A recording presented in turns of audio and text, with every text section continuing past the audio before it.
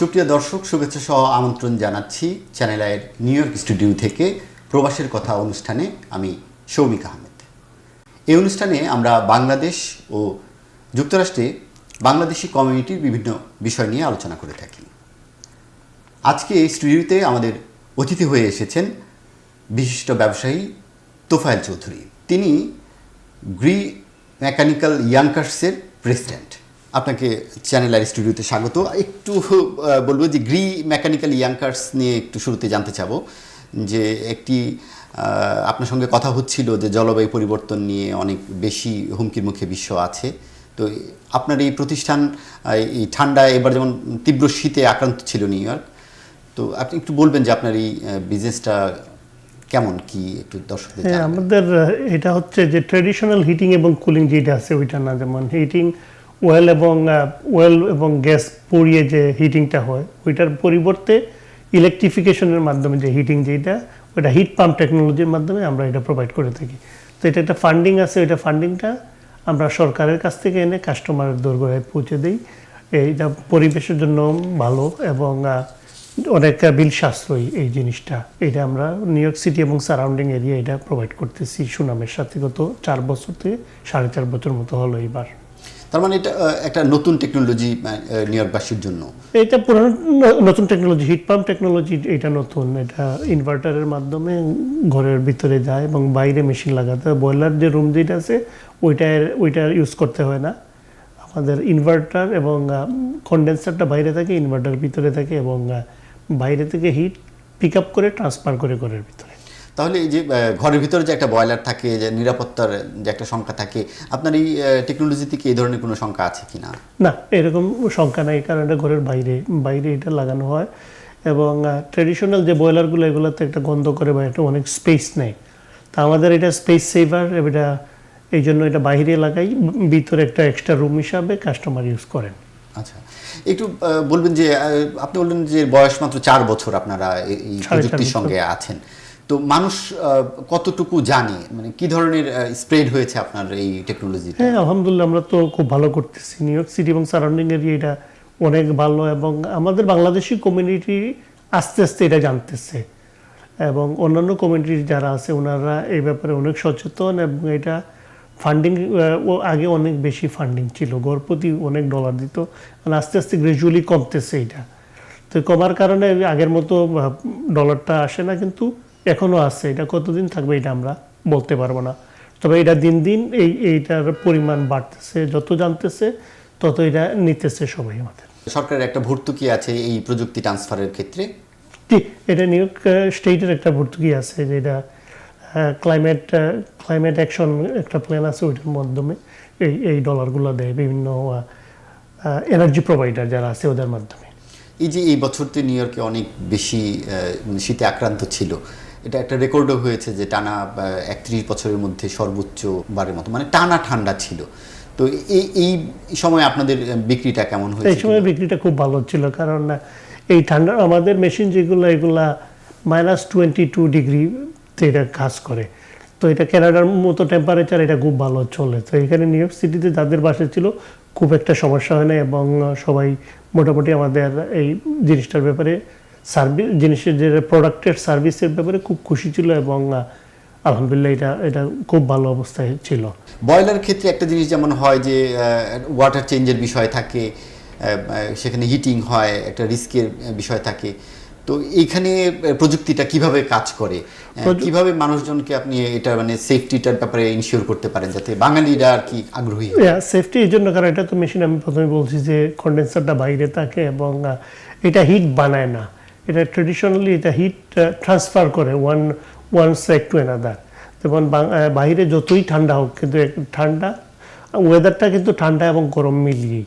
তো গরমটা pick up করে ট্রেডিশনাল ফ্রেনের মাধ্যমে এটা ভিতরে পাঠায়, রুমের ভিতরে ইনভার্টার দিয়ে পাঠায় এবং রিভার্স হিট টেকনোলজি, ওই ঘরের বাইরের ঠান্ডাটা ওই আবার ফ্রেনের দিয়ে ভিতরে দিকে নিয়ে আবার এটা গরম করে আবার ছাড়ে। এই জন্য এই টেকনোলজিটা অনেক সাশ্রয়ী। কেউ যদি আজকে এই পদ্ধতি নিতে চায় কিংবা এই টেকনোলজি নিতে চায়, তাহলে তার কিরকম সময় লাগবে বলে আপনি মনে করেন সেট আপ করতে? এটা যদি নিতে চায় আমাদের সাথে প্রথম যোগাযোগ করলে আমরা টেকনিশিয়ান ওনাদের বাসায় পাঠানোর পর একটা অ্যাসেসমেন্ট করি। অ্যাসেসমেন্ট করার পরে আমরা বলি যে আপনার কত ডলার ইনভেস্টমেন্ট হবে। তো ইনভেস্টমেন্টের মনে করেন লেসে আপনার ঘরে $15,000 একটা ইনভেস্টমেন্টের হিসাব আমরা করলাম। করার পরে গভর্নমেন্ট থেকে আপনাদের যদি 2 ফ্যামিলি হয় অ্যারাউন্ড $8,000 থেকে $10,000 ওইখানে গভর্নমেন্টের একটা সাবসিডি আছে, ওইটা দেয়। পরে বাকি ব্যালেন্স যে $5,000 ওইটা আপনি দিবেন। এটা যদি আপনার হাতে না থাকে ওইটা আমরা লোনের ব্যবস্থা করে দিই, এটা আমাদের কাছে আছে। এই ক্ষেত্রে এলিজিবল কারা, মানে সব শ্রেণীর মানুষই এই টাকাটা পাবে না কোন কোন কোনো নির্দিষ্ট কোনো কাঠামো আছে? নিউ ইয়র্ক সিটিতে সবাই পাবে অ্যাক্রস দ্য বোর্ড, এবং লং আইল্যান্ডে ইনকাম বেস। আপনার যদি ইনকাম কম হয় তাহলে আপনি এটা করবেন, ওই রিবেটটা বেশি পাবেন, আর ইনকাম যদি বেশি হয় তাহলে রিবেটটা কম পাবেন। দর্শকের সুবিধার জন্য কি একটু বলতে পারবেন যে কী ধরনের ইনকাম লেভেলের মানুষজন এটা বেশি করতে পারে আর কি? নিউ ইয়র্ক সিটি এবং সারাউন্ডিং এরিয়াতে কোনো ইনকামের কোনো হিসাব নেই আমি বললাম। এবং লং আইল্যান্ডে যারা আছে এটা হলো গিয়ে মিডিয়ান ইনকাম লেভেল একটা আছে নিউ ইয়র্ক স্টেটের। মনে করেন 3 জন হলে এত ইনকামের নিচে হলে আপনার পভার্টি লাইনের নিচে পড়বেন। তো ওই ইনকাম লেভেলের যদি নিচে হয় আপনি ভালো একটা ফান্ডিং পাবেন, আর যদি বেশি হয় ইনকাম তাহলেও ফান্ডিং পাবেন কিন্তু কম। ফান্ডিংটা অ্যাক্রস দ্য বোর্ড আছে।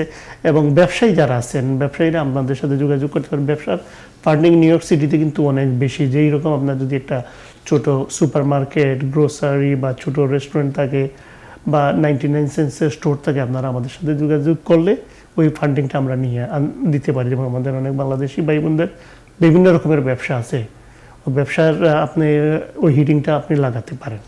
এ তো গেল আর্থিক বিষয়টা। একটু সময়ের বিষয়টা বলবেন যে আপনার প্রতিষ্ঠানে একটা ফোন দেওয়ার পর অ্যাসেসমেন্ট হয়ে আসা, টাকা হয়ে আসা এবং ইনস্টলমেন্ট, এই প্রসেসটার সময়টা কেমন? Processing to finishing like around 1 week, 7 দিনের ভিতরে আমরা শুরু করে দিতে পারি কাজ। তো এটা প্রথম টেকনিশিয়ান পাঠানোর পরে অ্যাসেসমেন্ট করার পরে ফান্ডিং যদি আপনি এগ্রি হন তাহলে matter of time like 1 or 2 days, within 2 days we can start the job. তার মানে এটা খুব দ্রুততম সময়ের মধ্যে আপনারা এই সেবাটা পৌঁছে দিচ্ছেন। খুব দ্রুততার সময় এটা সেবাটা আমরা দিই। তো এখন পর্যন্ত বাঙালি কমিউনিটির মধ্যে খুব বেশি কি সাড়া দেখেছেন কিনা? কারণ আমি ব্যক্তিগতভাবে এখন পর্যন্ত খুব একটা মানে শুনিনি যে তারা এই ধরনের টেকনোলজি ইউজ করছেন। কিন্তু বাঙালিরা প্রচুর বাড়ি কিনছেন। বাংলাদেশিরা তো almost second largest community I think চাইনিজদের পরেই বাড়ি কিনায়। তো ওনারা বাড়ি কিনতেছে, এবং নতুন যারা রিয়েল স্টেটের যারা আমাদের বন্ধুরা আছেন, যেমন রিয়েল স্টেটের এজেন্ট যারা আছেন, ওনারা অলমোস্ট সবার বাসায় আমরা লাগানো শেষ।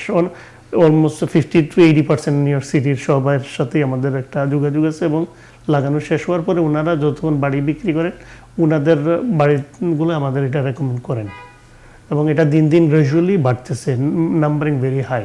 এই ধরনের একটু ডিফারেন্ট বিজনেসে একজন বাংলাদেশির প্রবেশটা কেমন চ্যালেঞ্জিং ছিল একটু? হ্যাঁ, প্রথম দিকে তো খুবই চ্যালেঞ্জিং ছিল এটা। আপনি জানেন যে কোনো ব্যবসা করতে গেলে চ্যালেঞ্জটা নিতে হয়। চ্যালেঞ্জ নেওয়ার পরে আস্তে আস্তে এটা গ্রো হচ্ছে এবং আস্তে আস্তে এটা বাড়তেছে। তবে এটা অনেক পরিশ্রমের কাজ আছে। এটা আমি সবাই কাউকে ভয় দেখানোর জন্য বলতেছি না, এভরি বিজনেসই পরিশ্রমের, কারণ আপনি অনেক কাজ করতে হয় এটার পিছনে। বিহাইন্ড দ্য সিন কিন্তু অনেক কাজ।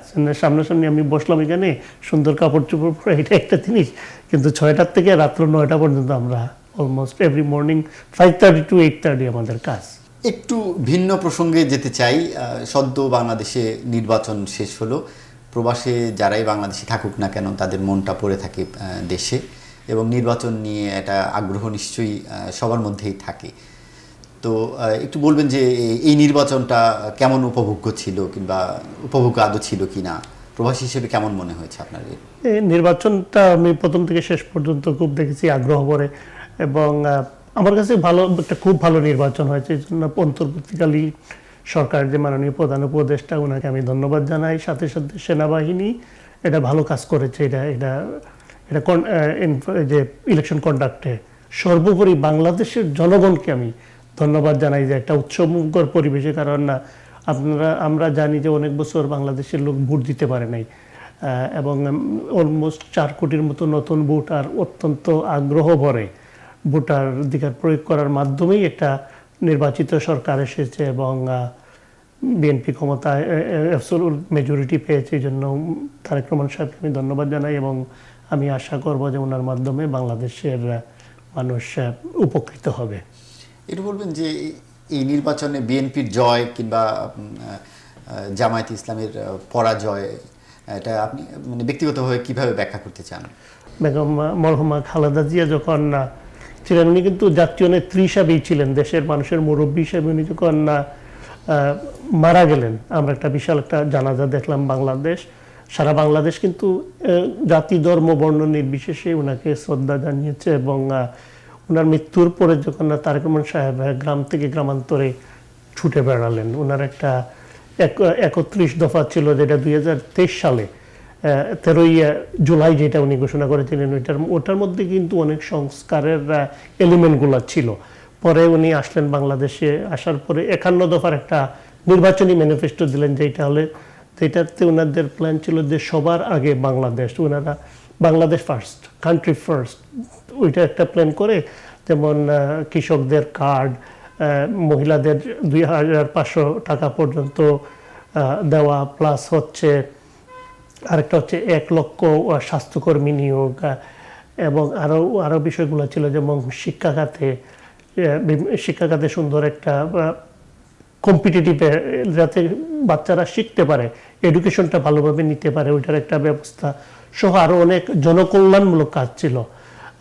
এইটা মানুষ গ্রহণ করেছে। এবং তারেক রহমান সাহেব দেশের বাইরে ছিলেন দীর্ঘ 17টি বছর। উনি দেশকে ডিফারেন্ট লেন্সে দেখেছেন, কারণ উনি তো বাইরে ছিলেন, উনি সব কিছু জানেন, আমি জানি, আমার যতটুকু জানা আছে, কিন্তু ওনার দেখার চোখটা ছিল অন্যরকম। আমরা দেখলাম যে বাংলাদেশের এক প্রান্ত থেকে অন্য প্রান্তে উনি ছুটে বেরিয়েছেন। উনি সারাদিন এত কষ্ট করলেন, করার পরে বাংলাদেশের মানুষের কাছে ওনার মেসেজটা পৌঁছে দিয়েছিলেন বলেই এই ওনাদের জয়লাভ। পক্ষান্তরে জামাত ইসলাম যারা আছে, বা কারণ ওনারও একটা ভালো ক্যাম্পেইন করেছে সারা দেশব্যাপী, যেভাবে সোশ্যাল মিডিয়া বলেন বা অন্য ইয়ের মাধ্যমে বলেন, ওরা কিন্তু ইলেকশনকে একটা কম্পিটিটিভ পর্যায়ে নিয়ে গেছে। যদি কম্পিটিটিভ পর্যায়ে নিয়ে না যাইতো, তাহলে কিন্তু বাংলাদেশের জনগণ ইলেকশনে যাইতো না। এই জন্য জামাত ইসলাম এবং এনসিপি ওনারাও ধন্যবাদ পাওয়ার যোগ্য, কারণ ওনারা যে ক্যাম্পেইনটা করেছে, এই ক্যাম্পেইনের মাধ্যমে কিন্তু আমরা অনেকেই মনে করছি, আরে বাবা কি হলো, একটা উত্তেজনা, টান উত্তেজনা, কি হয় কি না হয়। এটা যদি না হইতো তাহলে ইলেকশনের মজাটাই কিন্তু এখানে, কিন্তু এটা বিশাল একটা কম্পিটিটিভ ইলেকশন হয়েছে। এবং ওভারঅল ক্যাম্পেইনে তারেক রহমান সাহেবের প্রতি বাংলাদেশের মানুষ আস্থা রেখেছে, কারণ উনি, বেগম খালেদা জিয়া তো একটা, আমি আগেই বললাম যে একটা বিশাল ব্যাপার দেশের জন্য। এবং তারেক রহমান সাহেবের ফ্যামিলিও কিন্তু, আমি সবসময় বলি যে Zubaidur Rahman, she is a very nice person এবং ভেরি হাম্বল পার্সন। যতটুকু আমরা দেখেছি, যদিও আমার সরাসরি ওনার সাথে কথা হয় নাই, আমি দেখলাম যে আমি সবসময় বলি যে আপনার ফ্যামিলি যদি ভালো হয়, আপনি ভালো হতে বাধ্য। যেমন আরেকটা অনুষ্ঠানে আমি বলেছিলাম যে তারেক রহমানের wife Zubaidur Rahman, she is a nice person. So আপনার ওয়াইফ যদি ভালো হয়, আপনি কিন্তু অনেক কিছু শিখতে পারবেন, আপনার কিন্তু অনেক বড় টিচার হয় ওয়াইফ। এবং আপনার বাচ্চারা যদি স্মার্ট হয়, যেমন তারেক রহমানের জায়মার রহমানকে আমি দেখলাম যে জেনজিদের কাছে, যে বাংলাদেশের তো এখন অনেক ইয়াং পপুলেশন, আমার মনে হয়েছে উনিকে প্রিপেয়ার করা হয়েছে জাতীয় নেতৃত্ব দেওয়ার জন্য। যেভাবে আমি দেখলাম যে উনি কথা বলতেছে বিভিন্ন জায়গায়, তো আমি দেখলাম জায়মার রহমান নতুন হিসাবে যে আসছে, উনি আগামীতে আমি আশা করব যে উনিও একটু ওনারা গাইড দিবেন জনাব তারেক রহমান সাহেবকে, কারণ ফ্যামিলির বন্ডিং এবং ফ্যামিলির কাছ থেকে যেটা আসবে, ওইটা কিন্তু তারেক রহমান সাহেবের ভালোর জন্যই বলবে ওনারা। কারণ শিক্ষিত ওয়াইফ এবং শিক্ষিত বাচ্চারা কোনো সময় চাবে না যে ওনার বাপের কোনো ক্ষতি হোক। তারেক রহমান সাহেবকে বাংলাদেশের জনগণ কিন্তু উজাড় করে দিয়েছে। ওনাকে বাংলাদেশের জনগণ যেভাবে রেসপন্ড করেছে ভোটের মাধ্যমে, এখন ওনার দেওয়ার পালা, কারণ তারেক রহমান সাহেবের এখন দেওয়ার পালা বাংলাদেশের জনগণকে। কারণ যখন আপনি কোনো কিছু চাইবেন, আপনাকে কিছু দিতে হবে, তো বাংলাদেশের জনগণ আপনাকে ভোট দিছে, এখন ওনাদের রিটার্ন দেওয়ার পালা। এবং আমি মনে করি যদি ওনারা ভালোভাবে দেশ চালান এবং স্মার্ট প্রযুক্তি যেটা দেখলাম, বা আউটসোর্সিং বা আরও কিছু দেখছি ওনাদের যে ম্যানিফেস্টোতে, নির্বাচনী ম্যানিফেস্টোতে, আমার ওইটা অনেক ভালো লেগেছে। কারণ বেকার জনগোষ্ঠী, আমরা আরেকটা জিনিস দেখলাম যে 5.5 লাখের মতো সরকারি চাকরির এই মুহূর্তে খালি আছে পোস্টিং, ওনারা অতি সত্বর যোগ্যতার ভিত্তিতে ওনারা বলছে, এটা আমার খুব ভালো লেগেছে যে যোগ্যতার ভিত্তিতে এটাকে ওনারা ফিল আপ করবেন। এটা কিন্তু অত্যন্ত জরুরি একটা বিষয় এবং এই মুহূর্তে এগুলো দরকার আছে। এবং ইয়াং এম্পাওয়ারমেন্ট এবং আরও জিনিসগুলো যেগুলো করবেন, এগুলো করলে বাংলাদেশটা এগিয়ে যাবে। তবে আমি আশা করব যে সৎ নেতৃত্বের মাধ্যমে, কারণ আমরা জানি আমরা তো মানুষের the end of the day আমাদের লোভ আছে, কিন্তু আমাদের ওই লোভটা যদি আমরা কন্ট্রোল করতে পারি তাহলে ভালো মানুষ, আর লোভটা যদি কন্ট্রোল না করতে পারি তাহলে কিন্তু আমরা অমানুষ। ওই দুইটার যে ভেদাভেদ যেটা আছে ওইটার মধ্যে একটা সীমারেখা টানবেন উনি, এবং জনগণ উপকৃত হবে এই ইলেকশনের মাধ্যমে। এটা আমার প্রত্যাশা। এবং আমরা প্রবাসী যারা আছি আমরা আশা করব যে পরিবেশ হবে, ভালো পরিবেশ হবে যাতে বিনিয়োগটা করতে পারি আমরা বাংলাদেশে। কারণ আপনারা জানেন যে আমরা যারা দেশের বাইরে আছি এই মুহূর্তে ক্ষেত্রে কিন্তু আমাদের বাংলাদেশি যারা আছি একটু সুযোগ পেলেই আমরা কিন্তু দাঁড়িয়ে যাই।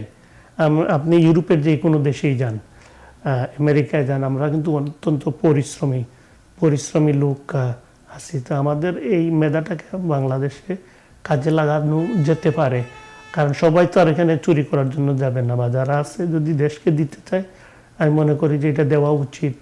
স্মার্ট লোকগুলো নেওয়া উচিত এবং স্মার্ট লোকরা আউটপুটটা বেশি দিবে। আপনার কর্মী বাহিনী দরকার যেমন আছে, আপনার স্মার্ট লোকেরও দরকার। যেটা শহীদ প্রেসিডেন্ট জিয়াউর রহমান সাহেব, বিদেশ থেকে কিন্তু সাইফুর রহমান সাহেব সহ আরও ডক্টর খন্দকার মোশাররফ হোসেন, আরও অনেক ডক্টর মঈন খান সহ যারা এই মুহূর্তে আছেন কিন্তু স্মার্ট পিপুল, এরা কিন্তু দেশের বাইরে ছিলেন, ওনাকে উনি অ্যাকোমোডেট করেছেন। তো আমি আশা করব যে উনি আমাদের বর্তমান সরকার জনবান্ধব সরকার হিসাবে প্রতিষ্ঠিত হবে, প্রবাসীদের আশা আকাঙ্ক্ষা বাস্তবায়িত হবে। নির্বাচনী যে ইশতেহার ছিল সেখানে বলেছেন যে প্রবাসীদের হয়রানি বন্ধ সহ নানা রকম উদ্যোগ নেওয়া হবে। তো এই বাংলাদেশের যে কনসুলেটগুলো আছে, যে দূতাবাসগুলো আছে, সেগুলো থেকে আপনারা কী ধরনের সেবা পান? আর আপনি যে বিনিয়োগের কথা বললেন সেটা কি মনে করেন যে বাংলাদেশি যারা প্রবাসী আছেন তারা অনেকেই কি আগ্রহী হবেন কিনা যদি সুযোগ সুবিধা সেভাবে তৈরি করা যায়? কি আগ্রহী হবেন আমি বিশ্বাস করি যদি সুযোগ সুবিধা তৈরি করা যায়।